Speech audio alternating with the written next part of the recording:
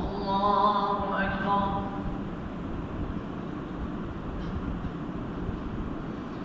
الحمد لله رب العالمين الرحمن الرحيم مالك يوم الدين إياك نعبد وإياك نستعين اهدنا الصراط المستقيم صراط الذين أنعمت عليهم غير المغضوب عليهم ولا الضالين. إذ قال الله يا عيسى إني متوفيك ورافعك إلي ومطهرك من الذين كفروا وجاعل الذين اتبعوك فوق الذين كفروا إلى يوم القيامة ثم إلي مرجعكم فأنبئكم بما كنتم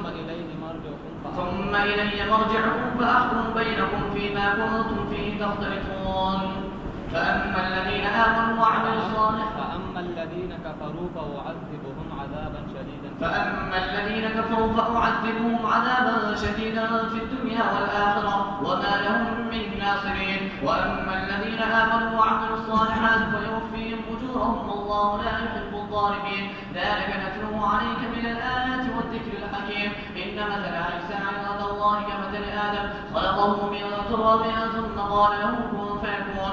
الحق من ربك فلا تكن من الممترين. فمن حاجك به من بعد ما جاءك من العلم فقل تعالوا ندعو أبناءنا وأبناءكم ونساءكم وأنفسنا وأنفسكم ثم نبتهل فنجعل لعنة الله على الكاذبين. إن هذا لهو القصص الحق وما من إله إلا الله وإن الله لهو العزيز الحكيم. فإن تولوا فإن الله عليم بالمفسدين. الله أكبر الله أكبر. الحمد لله رب العالمين الرحمن الرحيم مالك يوم الدين إياك نعبد وإياك نستعين اهدنا الصراط المستقيم صراط الذين أنعمت عليهم غير المغضوب عليهم ولا الضالين.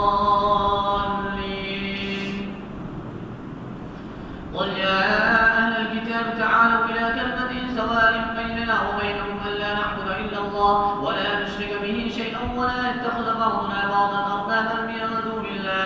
فإن تولوا فقولوا اشهدوا بأننا مسلمون. يا أهل الكتاب لم تحاجون في إبراهيم وما أنزلت التوراة والإنجيل إلا من بعده أفلا تعقلون. أنتم هؤلاء حاججتم فيما لكم به علم فلم تحاجون فيما ليس لكم به علم والله يعلم وأنتم لا تعلمون. ما كان إبراهيم يهوديا ولا نصرانيا ولكن كان حنيفا مسلما وما كان من المشركين.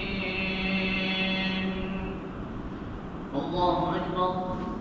السلام عليكم